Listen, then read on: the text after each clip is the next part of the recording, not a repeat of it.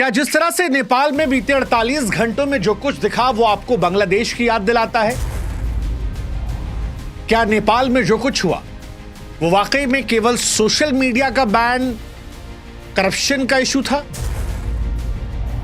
या फिर जिंजी और सोशल मीडिया के गुस्से के बीच एक गहरी साजिश भी आपको नेपाल में दिखाई पड़ती है? क्या यह केवल इत्तेफाक है कि 2021 में म्यांमार में सत्ता का परिवर्तन हो जाता है, 2022 में श्रीलंका में राष्ट्रपति राजपक्षे को भागना पड़ता है, सरकार पलट जाती है, 2024 में बांग्लादेश में छात्र आंदोलन जो है वो सरकार को पलटता है, और अब 2025 में नेपाल, जहां पर सोशल मीडिया बैन के चलते गुस्सा इतना ज्यादा बढ़ जाता है कि प्रधानमंत्री से लेकर राष्ट्रपति को 48 घंटों में देश छोड़कर भागना पड़ता है, नेताओं की पिटाई हो जाती है, संसद भवन जल जाता है, ओली का घर जो है वो धधक धधकता है और सारे मंत्री, सारे नेता भागने लगते हैं।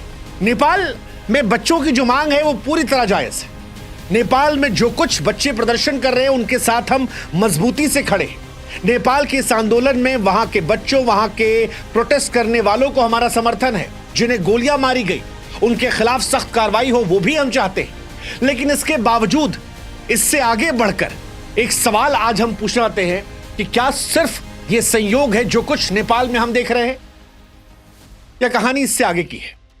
क्योंकि क्या एशिया में ही जो तमाम छोटे छोटे देश हैं वो एक के बाद एक अस्थिरता का शिकार हो रहे हैं, ये केवल संयोग है, या यूएस चाइना वॉर का इसमें भी असर है? क्योंकि दिखाई यही पड़ता है कि जो लाल सलाम के करीब गया उसका काम तमाम कर दिया गया। लाल सलाम बोले तो चीन, जो यूएस को आंख दिखाने की कोशिश किया वो बर्बाद हो गया। और इसीलिए सवाल यह है कि क्या इसमें डीप स्टेट का हाथ है, सीआईए विदेशी एजेंसियों का हाथ है? यह सवाल बड़ा महत्वपूर्ण है। और डीप स्टेट की अचानक चर्चा क्यों बढ़ गई?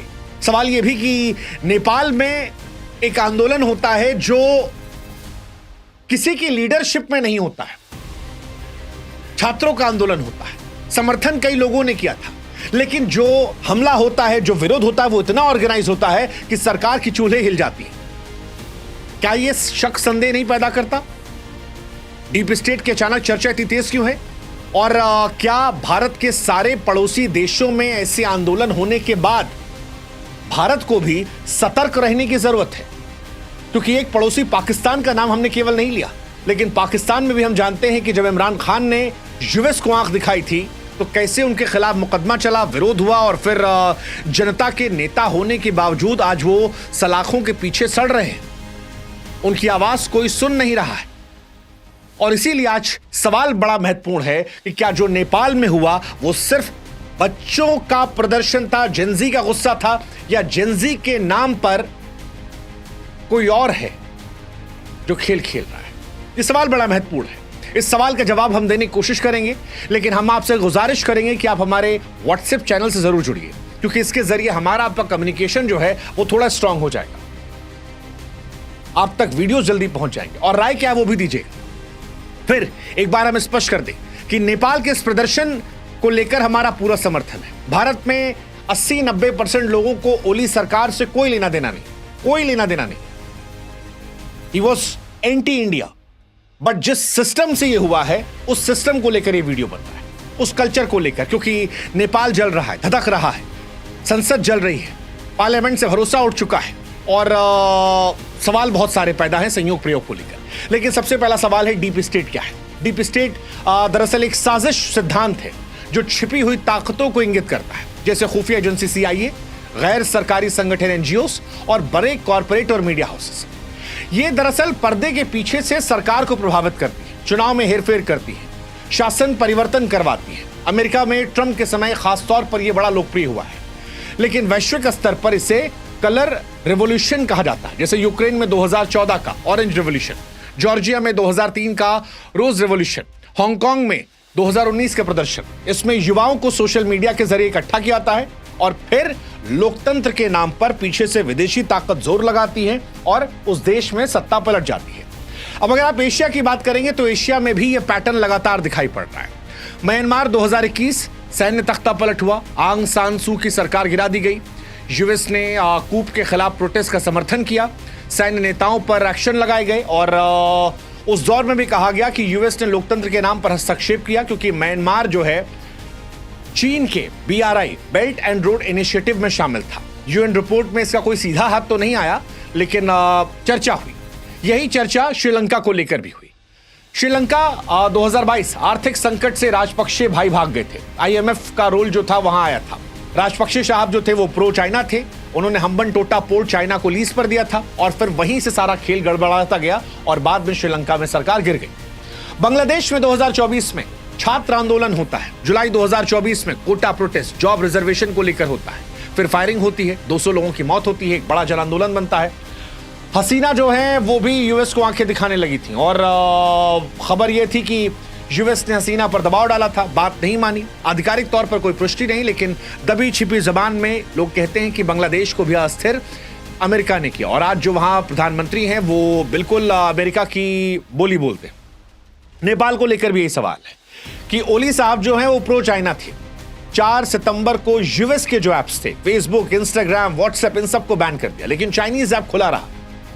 नतीजा, अब वो एक्स प्राइम मिनिस्टर हुए। नेपाल बांग्लादेश 2.0 के तौर पर कहा जा रहा है। अब अगर इसमें आप पैटर्न देखोगे तो कोई भी देश जो यूएस से भिड़ रहा है या चाइना के करीब जा रहा है, वहां पर आंदोलन होता है, अंदर से आवाज आती है, लड़ाई होती है, प्रोटेस्ट बड़ा होता है, सरकार पलट दी जाती है। और ये काम अमेरिका पहले भी कई देशों में कराया। इवन अफगानिस्तान में भी अमेरिका ने तालिबान को हटाया था, तो तालिबान की जगह अफगानिस्तान के लोगों को राष्ट्रपति बनाया था, लेकिन वो उनकी बात मानते। सवाल ये क्या यहां पर भी ये हो सकता है? सीधा हस्तक्षेप का कोई सबूत नहीं है, लेकिन चाइना को डेंट तो दे दिया। चाइना जो नेपाल को अपना मान रहा था, अब वो दूर जा चुका है। अब नेपाल में जो नई सरकार आई वो चाइनीज नहीं होगी, और इसीलिए सवाल उठ रहा है क्या बांग्लादेश 2.0 जो है वो नेपाल बन गया है? बांग्लादेश 2.0 कहने का मतलब नेपाल के प्रोटेस्ट को 2024 के बांग्लादेश के आंदोलन से जोड़ना, जहां पर छोटा ट्रिगर जो है वो बड़ी आग बन गया। बांग्लादेश में जुलाई 2024 में कोटा प्रोटेस्ट शुरू हुआ था, वो बड़ा बना। फिर भ्रष्टाचार, नेपोटिज्म, सरकार की दमनकारी नीतियां। छात्रों ने शुरू में शांतिपूर्ण मार्च किए, लेकिन पुलिस की फायरिंग में 200 बच्चों की मौत हुई और वहीं से वो मामला पूरा बिगड़ गया था। शेख हसीना की सरकार गिर गई, वो भागी, वहां पर एक नई सरकार बनाई गई। अब अगर इन दोनों जगह पर आप देखोगे तो दोनों जगह पर चाहे वो जेनजी हो, छात्र हो, दोनों ने सोशल मीडिया का इस्तेमाल किया। लेकिन बड़ी बात यह थी कोई सिंगल टॉप लीडर नहीं था, डिसेंट्रलाइज था यह आंदोलन, जो इसे और खतरनाक बना रहा था। नेपाल 4 सितंबर 2025 को सोशल मीडिया बैन लगा। 8-9 सितंबर को प्रोटेस्ट से बदल गया, हजारों लोग आए, संसद पर हमला हुआ, 19 की मौत। अब इन दोनों में समानता क्या है? छोटा ट्रिगर था, जैसे वहां कोटा का नाम था, यहां पर बैन लगा था। एक जहां जेनजी ने लीड किया, एक जहां छात्रों ने लीड किया। फिर यह मामला और बढ़ा, इसमें भ्रष्टाचार का जिक्र आ गया। भ्रष्टाचार के साथ साथ पुरानी नीतियों और सारे मसलों को उठा लिया था। फिर सरकार बदलने की बात आई कि इस्तीफा देना पड़ेगा, और फिर इंटरिम गवर्नमेंट की मांग आई। वह दोनों जगह अगर आप देखोगे, एक जगह बांग्लादेश में हसीना जो थी वो प्रो इंडिया थी, नेपाल में ओली जो थे वो प्रो चाइना थे, लेकिन पैटर्न एक ही है। दोनों जगह युवा गुस्सा करते हैं, सत्ता पलट देते हैं और तबाही मचा देते हैं। यही दोनों जगह पर देखने को मिला, और इसी वजह से लोग कह रहे हैं कि क्या ये संयोग है, या एशिया में छोटे देशों में यूएस चाइना प्रॉक्सी वॉर का खेल चल रहा है, किसके साथ कौन है? क्योंकि बिना डिक्लेयर टॉप लीडरशिप इतना बड़ा आंदोलन कैसे हो जाता है? नेपाल के प्रोटेस्ट में सबसे बड़ा सवाल यही उठ रहा है कि कोई बड़ा फॉर्मल लीडर नहीं था, लेकिन सिंक्रोनाइज था। बीबीसी गार्जियन की माने तो प्रदर्शनकारी संसद में घुसते हैं, लेकिन लीडरलेस होते हैं। बांग्लादेश में भी स्टूडेंट जो है वो अगेन डिस्क्रिमिनेशन शुरू करते हैं और कोई चेहरा नहीं आता है। 8 सितंबर को काठमांडू में 10,000 लोग जुटते हैं, कोई बड़ा लीडर नहीं होता है। फिर हामी नेपाल नाम का नॉन प्रॉफिट ग्रुप होता है, वो यहाँ पर पॉलिटिकल पार्टियों से दूर रहने की बात करता है, लेकिन बिना लीडर के भी कोऑर्डिनेशन जो है वो जबरदस्त होता है, जबरदस्त। और असर ये होता है कि 2 दिन में केवल सरकार गिर जाती है। एक और कहानी जो यहां पर आती है, जो डाउट पैदा करती है कि यूएस के ऐप बंद हुए थे, चाइनीज टिकटॉक नहीं बंद हुआ था। नेपाल में अगर आप देखोगे Facebook, WhatsApp, Instagram, YouTube, x, LinkedIn, Reddit, ये सब बंद होते हैं, टिकटॉक बंद नहीं हुआ था। तर्क दिया गया था रजिस्ट्रेशन नियम ना मानने पर। जैसे इंडिया में जब चाइना से लड़ाई हुई थी तो टिकटॉक बैन कर दिया गया था, तो उसका सीधा फायदा यूएस बेस्ड ऐप को हुआ था। सारे यूएस के ऐप जो थे उनकी बल्ले बल्ले हो गई थी। अब यहां पर चाइनीज ऐप को नहीं बैन किया गया। लाजमी है, चाइना को फायदा होता, यूएस को नुकसान होता, और इसीलिए सवाल उठता है कि क्या इसमें यूएस का हाथ हो सकता है इनडायरेक्टली, इन ऐप्स का हाथ हो सकता है, बड़ी बड़ी कंपनियों का। बहुत सारे सवाल हैं। आप याद करो पाकिस्तान, जिसका जिक्र मैं नहीं कर रहा हूं, इमरान खान के साथ भी ऐसा कुछ हुआ था। इमरान खान को अप्रैल 2022 में अविश्वास प्रस्ताव में हटाया गया। इमरान जो है वो यूएस की तरफ झुक नहीं रहे थे। ये माना जा रहा था कि यूएस चाहता था उनकी साइड आ जाए, बिल्कुल कदमों में जैसे शहबाज शरीफ गिरे पड़े, लेकिन इमरान खान ने अपना स्टैंड रखा था और वहीं से सारा खेल पलट गया था। इमरान खान ने एक स्टेटमेंट भी दिया था कि यूएस आर्मी की साजिश है। बाद में गिरफ्तार हुए, भ्रष्टाचार जासूसी केस चले और जेल में बंद बैठे हैं। आप याद करो, भारत को लेकर भी इसलिए सवाल उठ रहा है, क्या भारत पर भी खतरा है? भारत में भी बीते कुछ समय में कई आंदोलन हुए हैं, कई बार आरोप लगता रहा है और कईयों का मानना है कि आगे आने वाले समय में भारत में भी ऐसे आंदोलन हो सकते हैं जो बहुत ही ऑर्गेनिक लगेंगे, लेकिन उसके पीछे साजिशें हो सकती हैं। ये पहले से भी देखने को मिला है।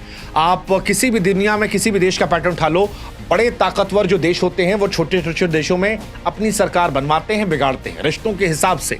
ऐसे में जब भारत और अमेरिका के रिश्ते सबसे कमजोर स्तर पर है, तो क्या भारत में भी अस्थिरता फैलाने की कोशिश की जा सकती है? हालांकि भारत का सिस्टम जो है वो काफी स्ट्रांग है, भारत की फौज जो है काफी स्ट्रांग है, भारत की डेमोक्रेसी स्ट्रांग है, भारत की पार्लियामेंट जो है वो बड़ी स्ट्रांग है और भारत के लोग समझ भी रहे हैं। लेकिन फिर भी ये सवाल उठ रहा है कि क्या नेपाल में जो कुछ हमने 48 घंटों में देखा वो सिर्फ संयोग था? क्योंकि हम सब ने ऑर्गेनिकली नेपाल के बच्चों को सपोर्ट किया, लेकिन जिस तरह से सत्ता गई, जिस तरह से हमला हुआ, जिस तरह से हंगामा हुआ और जिस तरह से आज नेपाल सरकार के बिना हो गया है, अब नेपाल किसी के पास नहीं। वो नेपाल कौन चलाएगा, ये कौन तय करेगा, ये पता नहीं। वो चाइना से प्राइम मिनिस्टर बनाया जाएगा, यूएस से बनाया जाएगा, किसी को पता नहीं। ये मन में साजिश पैदा करता है और बार बार जब अपने अगल बगल देखते हैं, म्यांमार, श्रीलंका, पाकिस्तान, नेपाल, बांग्लादेश, तो फिर सवाल आता है कि क्या ये साजिश है? ये सवाल बड़ा महत्वपूर्ण है, बहुत बहुत महत्वपूर्ण है और इस सवाल को लेकर ही हमारा सवाल है। ये क्या ये आपको डीप स्टेट की साजिश लग रही है? क्या यूएस चाइना प्रो वॉर में ये टारगेट हुआ है? ये सारे बड़े सवाल हैं। भारत में क्या यह संभव हो सकता है? हालांकि भारत में हमें अभी भी लगता है कि संस्थाएं मजबूत हैं, वो भारत को बचाएंगी, भारत के लोग मजबूत हैं, भारत को खुद भी संभालना होगा और अपने अड़ोस पड़ोस में पड़ोसियों को भी संभालना होगा। ये वक्त शांति से काम लेने का। और नेपाल के लोगों से भी हम कहेंगे कि आपकी जो मांगे थी वो पूरी हो गई, अब अपने मुल्क को मत जलाइए। वो आपका मुल्क है, आपका देश है, आपके टैक्स के पैसे से बना गया देश है। ऐसे में अपने सामान को जलाकर आप अपने देश को कमजोर करेंगे, आप कई साल पीछे जाएंगे। संभलिए, मुद्दों पर आपकी जीत हुई, अब नए मुद्दों को लेकर एक नए नेपाल का गठन कीजिए जहां पर शांति हो, स्थिरता हो और एक उज्जवल भविष्य हो। जय हिंद, जय भारत, जय नेपाल।